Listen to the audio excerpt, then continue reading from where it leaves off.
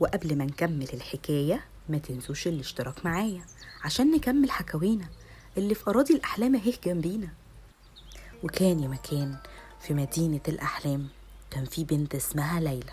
ليلى كانت دايما مشغولة بإنها تعرف سر وجودها، هي موجودة ليه وعشان تعمل ايه.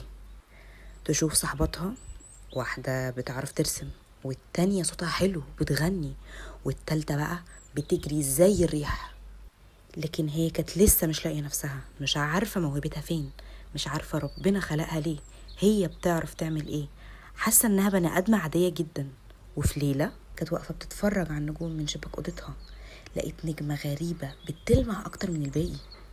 وفجأة النجمة وقعت على شباك اوضتها قدامها وتحولت لحجر منور. أول ما مسكته نقلها لعالم من الخيال مليان سلالم من النور وأبواب بتفتح بالمزيكا. وهناك قابلت حارس الزمن، راجل شكله غريب لابس عباية، وقال لها كل إنسان جاي الدنيا ومعاه مفتاح موهبة خاصة بيه، بس مش الكل بيدور عليه. انتي عاوزة تلاقيه؟ ردت بسرعة قالت له أيوة. اداها خريطة وقال لها المفتاح مستخبي في أصعب مكان جوه قلبك. وهنا ابتدت رحلة ليلى.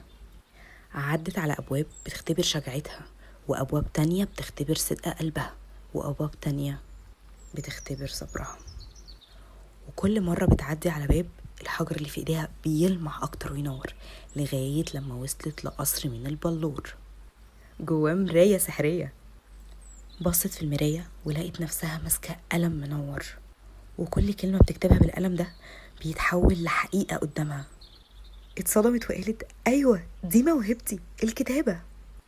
ردت المراية بسرعة وقالت لها أيوة، ربنا خلقك عشان تحكي، عشان تكتبي اللي جوه الناس وتطلعي لي النور في كلمتك حياة لغيرك. رجعت ليلى لعالمها تاني، والحجر اتحول بقى قلم منور، ومن ساعتها ما بطلتش كتابة.